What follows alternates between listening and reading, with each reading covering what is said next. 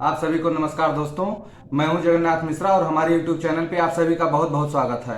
दोस्तों, आज आप सभी जिसको कैमरे के सामने देख रहे हैं वो हमारे बस्ती जनपद के कप्तानगंज विधानसभा से श्री वीरेंद्र मिश्रा जी हमारे साथ जुड़े हुए हैं, जो कि आप इंजीनियर हैं और लगातार पिछले कई सालों से आप समाज की सेवा कर रहे हैं, सभी के दुख सुख में पहुंच रहे हैं। आपने बहुत बड़ा योगदान दिया अपने देश की सेवा के लिए।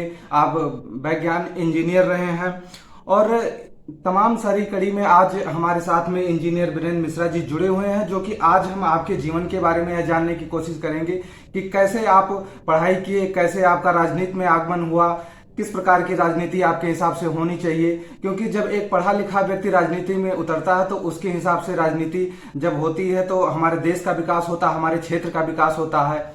इसी कड़ी में आज हमारे साथ मिश्रा जी जुड़े हुए हैं। हमारे चैनल पे आपका बहुत बहुत स्वागत है। धन्यवाद धन्यवाद। सर, सबसे पहले हम यह आपसे जानना चाहेंगे कि आप जब बचपन का आपका टाइम था सर, आपका छात्र जीवन कैसा रहा जब आप पढ़ाई कर रहे थे? उस बीच में आप क्षेत्र से निकले यहाँ से।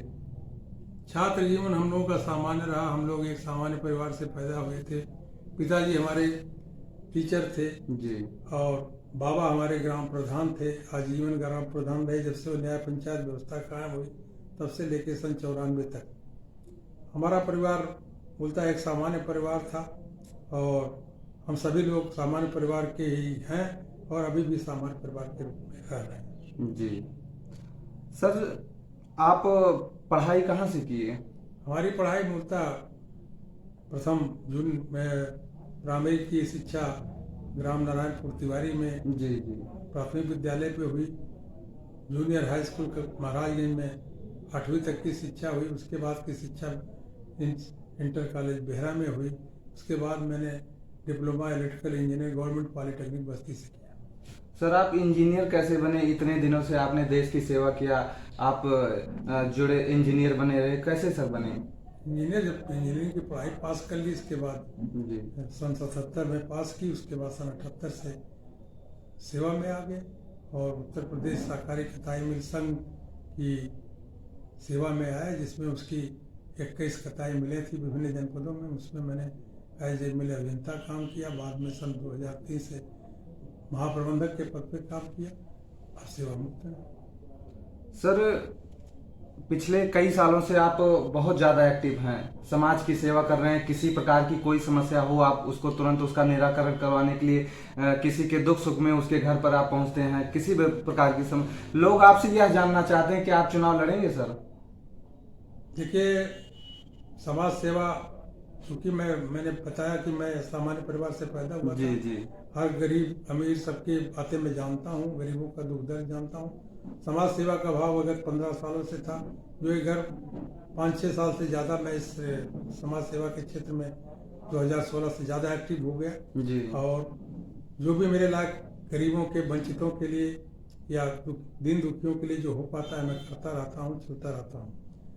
राजनीति में आने का इसलिए सोच रहा हूँ कि समाज सेवा का जो कार्य मैं कर रहा हूँ, उस मिशन को पूरा करने के लिए कहीं न कहीं राजनीतिक संरक्षण जरूरी है। जी। इसलिए मान लीजिए हमने किसी के इलाज में, किसी की दवाई में हमने 10,000 5,000 की मदद दे दिया, लेकिन उसको ऐसी बीमारी है, उसको ऐसी आवश्यकता है जिसके लिए उसको 5 लाख 10 लाख की जरूरत है, जो कि एक बगैर किसी सरकारी ठप्पे के बगैर हम उसकी मदद नहीं कर पाएंगे, या उसकी पुरजोर पैरवी या समाज के किसी भी दबे कुचले की पैरवी बगैर राजनीतिक संरक्षण के नहीं हो पाएगी। सर, जैसे आप इंजीनियर हैं तो उस पद पर भी रहते हुए आप कर सकते हैं, या जब आप चुनाव लड़ेंगे तभी इंजीनियर के देश पद की से सेवा तो की जा मैं सकती है? सेवा मुक्त हो चुका हूँ, तो उससे इंजीनियर के पद से समाज सेवा में जो कार्य मुख्यमंत्री के स्तर पर होना, जो शासन से होना, वो नहीं हो सकता मगर किसी राजनीतिक पद के। जी। यानी आप चुनाव लड़ेंगे सर?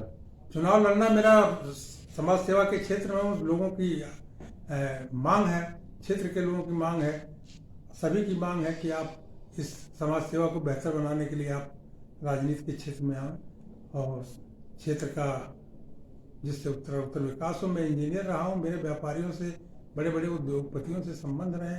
अगर मैं चुनाव में आता हूँ और जीतता हूँ तो सर्वप्रथम क्षेत्र की आवागमन की व्यवस्था, जो कि आज की डेट में आप कोई भी सड़क आप देख लें जिसमें गांठ भर पानी से कम जी। नहीं है। मेन हाईवे छोड़ दीजिए, किसी सड़क पर जाने लायक नहीं। सर तो यातायात जो सड़क की व्यवस्था है उसकी सबसे पहले तो सड़क की व्यवस्था ठीक हो पूरे क्षेत्र की, वो है। इसके बाद देख रहे हैं विद्यालयों में भी जो पठन पाठन का प्राइमरी से लेकर जो भी गतिविधियाँ चल रही हैं, सब नाम मात्र के गरीबों के बच्चे कोई पढ़ाई कर नहीं पा रहे हैं। खाने के लिए सरकार की बहुत सारी योजनाएं चल रही हैं, लेकिन उसको मूर्त रूप नहीं दे पाया जा रहा। किस रूप क्यों नहीं हो पा रहा, इस बात को हम नहीं जानते। सर भाजपा की सरकार है और भारतीय जनता पार्टी के आप नेता हैं, वरिष्ठ नेता माने जाते हैं कप्तानगंज से, तो आप अपनी सरकार से नहीं मांगिए कि यहाँ पे ये कमियां हम अभी हैं? भाजपा के वरिष्ठ नेता नहीं हैं, हम अभी समाज सेवक ही हम अपने को मानते हैं। और भाजपा, चूंकि ब्राह्मण होने के नाते जन्म से ही भाजपा के संस्कार में हम लोग रहे हैं, तो भाजपा के संस्कार से जुड़े हुए हैं, भाजपा के साथ जुड़ के काम कर रहे हैं। लेकिन हम अपने को भाजपा नेता नहीं मानते, हम बल्कि एक सामाजिक कार्यकर्ता मानते हैं और समाज सेवी मानते हैं। क्योंकि सर बहुत ज्यादा कार्यक्रम जब भाजपा का होता है, बड़े बड़े नेता आते हैं, तो बहुत बड़ा आपको दायित्व दिया जाता है पार्टी संगठन हम में। भाजपा से जुड़े हुए हैं, मैं कह रहा हूँ अंतरिक्ष से मैं भाजपा से जुड़ा हूँ, लेकिन अभी भाजपा हमको जोड़ रही है कि नहीं जोड़ रही है, भाजपा को देखना है। सर अगर आप चुनाव जीतते हैं, लड़ने के बाद में विधायक आप बन जाते हैं, तो आप क्षेत्र के विकास के लिए क्या कार्य करेंगे? सबसे पहले क्षेत्र में सड़कों की व्यवस्था को ठीक कराना, यातायात सुगम हो, सब अपने घर तक सुरक्षित पहुंच सके, उसकी व्यवस्था कराना। उसके बाद स्वास्थ्य की व्यवस्था, स्वास्थ्य व्यवस्था एकदम डगमगाई हुई है, हर अस्पताल पे जगह पे स्वास्थ्य व्यवस्था देखना जी। पेयजल की व्यवस्था देखना, और इसके बाद जो सर्वप्रथम है रोजगार कैसे सृजन हो, रोजगार की दृष्टि से जी। जगह जगह उद्योग लगवाने का प्रयास करूंगा। उद्योगपतियों से बात करके अपने क्षेत्र पे कोई अच्छा उद्योग लगाऊंगा जिससे क्षेत्र के बच्चों नौजवानों को सेवा का मौका मिले। सर जितने भी नेता हैं जो लीडरशिप कर रहे हैं, सभी का यह आरोप रहता है कि भ्रष्टाचार हो रहा, चोरी हो रही, हम इसको खत्म करेंगे। और बाद में वो नेता बनने के बाद में, विधायक बनने के बाद में लोगों से उनका जुड़ाव कम हो जाता है। आपको क्या लगता है किस प्रकार की राजनीति होनी चाहिए? देखिए भाई, भ्रष्टाचार और इस सब विषय पर हम ज़्यादा कुछ इसलिए नहीं बोल सकते हैं कि अब ये भ्रष्टाचार जो है ग्रास रूट लेवल पे चला गया है, जड़ तक चला गया है। लेकिन हम ये नहीं कह सकते हैं कि हम इसको जो है भ्रष्टाचार का पूरा उन्मूलन कर देंगे और पूरी समाज को एक व्यवस्था में ऐसा सुधार देंगे जी। क्योंकि ये एक आदमी के करने से नहीं होगा। जब पूरा समाज स्वयं भी सोचेगा कि भ्रष्टाचार ना हो, तभी भ्रष्टाचार रुकेगा। भ्रष्टाचार के बारे में जहाँ तक मैं जानता हूँ, राष्ट्रपिता महात्मा गांधी थे, वो बहुत कुछ देश को सुधार करना चाहते थे, नहीं हो पाया जी। तो ये सब सबके समझदारी से ही भ्रष्टाचार हो, चाहे जो भी बातें हो, खाली ऊपर से लेके नीचे तक जब सभी लोग सोचेंगे तभी इस दिशा में सही प्रयास होगा कि भ्रष्टाचार खत्म हो और सभी को लाभ मिले। वैसे बहुत सारी योजनाओं में भ्रष्टाचार कम हुआ है, बहुत सारी योजनाओं का पैसा सीधे सबके खाते में आ रहा है। अब वो स्वयं से ही अपना पैसा किसी को दे दे रहा, तो उसके विषय में हम कुछ नहीं कहते। सर कप्तानगंज से विधायक रह चुके श्री राम प्रसाद चौधरी जी पूर्व कैबिनेट मंत्री भी रहे। अभी पिछले हफ्ते जैसा कि न्यूज में आया कि उनके जितने भी परिवार में शस्त्र सभी के नाम थे, सबको रद्द कर दिया गया और उन्होंने बाकायदे प्रेस कॉन्फ्रेंस किया और यह आरोप लगाया भाजपा सरकार के ऊपर कि यहाँ के सांसद विधायक ने मिलकर हमारे इस शस्त्र लाइसेंस को रद्द करवा दिया, हमारे परिवार का जान माल का हमला हो सकता है, ये लोग हमारा विरोध कर रहे हैं। सर इस पे आपका क्या कहना है? देखिए, जहाँ तक मैं जानता हूँ, माननीय श्री राम प्रसाद जी बहुत वरिष्ठ नेता हैं जी, सम्मानीय भी हैं।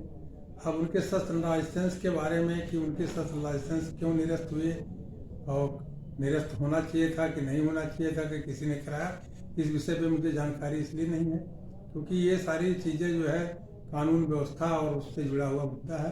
अब नियम कानून में के अंतर्गत अगर हुआ है तो ठीक है, नियम कानून के विपरीत हुआ है तो नहीं होना चाहिए। सर पूर्व विधायक यहाँ कप्तानगंज से कांग्रेस पार्टी से श्री अंबिका सिंह जी रह चुके हैं, उनका एक इंटरव्यू में ऐसा बयान आता है कि जो भी विकास कार्य हुए कप्तानगंज में हमने किया है, 10 साल वो विधायक रहे, उसके बाद में अब भारतीय जनता पार्टी की सरकार है, आपने क्या महसूस किया है कि कुछ बदलाव हुआ है तब से अभी तक? आप देखिए, चूंकि कप्तानगंज में जब विधायक थे बाबू अंबिका सिंह, तो ये मेरे ख्याल से 30 साल पहले की बात होगी संभवतः जी। 30 साल 35 साल पहले के विधायक थे वो। अब उन्होंने जो अपने समय में अपने समझ से जो विकास किया होगा, अब वो जो कह रहे हैं अच्छा है, तो उनकी दृष्टि से जो है वो ठीक ही होगा। लेकिन हम लोगों की दृष्टि से, जनता की दृष्टि से कप्तानगंज का किसी ने कोई विकास नहीं किया। जी। कप्तानगंज की सड़क पे चलने लायक नहीं है। कप्तानगंज के किसी क्षेत्र की सड़क पे जाइए, आजकल जाके सारी सड़कें लबालब पानी से भरी हुई हैं, टूटी फूटी हैं कि एक गड्ढे में जाके आप गाड़ी लेके गिर सकते हैं। यही कप्तानगंज का विकास है, सड़कें सारी लबालब है, तो इसी को समझ सकते हैं कप्तानगंज का विकास। एक बहुत महत्वपूर्ण क्वेश्चन है सर, ये ऐसा फेसबुक पे चल रहा है, लोगों के बीच में बातें चल रही हैं कि कप्तानगंज में स्थानीय विधायक होना चाहिए, ऐसा क्या कारण है सर? अब जब लोग स्थानीय विधायक की बात चला रहे होंगे तो कुछ उनकी सोच में होगा कि वो ऐसा क्यों कर रहे हैं। जी। हो सकता है कि विधायक जो आज तक हुए दूर दूर के रहे, लोगों से संपर्क नहीं किए, लोगों की भावना नहीं समझे। भाई हर आदमी अपने घर का विधायक चाहता है कि उससे समय से मिल सके, समय से उससे अपनी बात कह सकें, सरलता से मिल सके। कोई दिल्ली रहेगा, कोई बम्बई रहेगा, कोई लखनऊ रहेगा, कोई गोरखपुर रहेगा, कोई बस्ती रहेगा, कोई खलीलाबाद रहेगा। तो जनता तो गरीब आदमी कहाँ जाके पहुँच पाएगा उनके पास। तो गरीब और क्यों नहीं, ये जैसे अपने घर का खेत का सबका अपने मालिकाना हक होता है, तो हमारे इस कप्तानगंज क्षेत्र की जनता अगर ये करे कि हमारा स्थानीय विधायक हो, उसको गलत क्या करेंगे। स्थानीय विधायक, स्थानीय लोगों को अवसर नहीं मिलना चाहिए विधायक लड़ने की। जी सर, जिस प्रकार से आपने पढ़ाई किया, आपको सफलता मिली, आप एक सफल इंजीनियर बने, उसके बाद में आप समाज सेवा भी कर रहे हैं, जो क्षेत्रवासी, जो कप्तानगंज की जनता सुन रही है, उनके लिए क्या मैसेज है? कप्तानगंज की क्षेत्र की जनता के लिए मैसेज है, कप्तानगंज की क्षेत्र की जनता बहुत ही जागरूक है और हमें कोई किसी को कोई मैसेज देने की जरूरत नहीं है।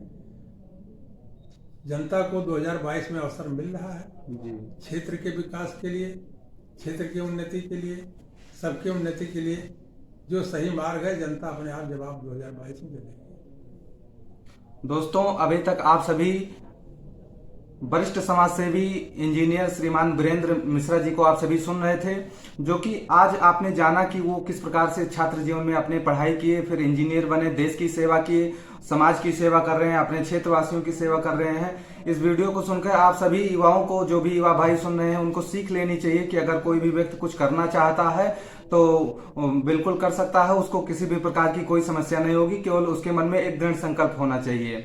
और मेरा यह उद्देश्य है कि जो भी पढ़े लिखे इंजीनियर हैं, डॉक्टर हैं या समाज सेवी हैं, वो राजनीति के क्षेत्र में आ रहे हैं, तो उनकी बातों को मैं आप तक पहुंचाऊं, क्योंकि जब एक पढ़ा लिखा व्यक्ति राजनीति में उतरता है तो उसके माध्यम से क्षेत्र का बहुत अच्छे से विकास होता है। अब आप सभी ने श्री वीरेंद्र मिश्रा जी के बातों को सुना, अब फैसला आप सभी के ऊपर करना है कि आप चुनाव लड़ना चाह रहे हैं। आपने अपना सब कुछ अपने आपके सामने रख दिया है कि मुझे क्या करना है, किस प्रकार की राजनीति होनी चाहिए। अब ये फैसला मैं आप सभी के ऊपर छोड़ता हूं। दोस्तों, इस वीडियो को ज्यादा से ज्यादा संख्या में शेयर करिए, ताकि मिश्रा जी की आवाज इस विधानसभा क्षेत्र के सभी क्षेत्रवासियों, सभी नागरिकों के पास में पहुंच सके। आप सभी इस वीडियो को सुने, इसके लिए आप सभी को बहुत बहुत धन्यवाद। सर, हमारे साथ जुड़ने के लिए आपका बहुत बहुत धन्यवाद।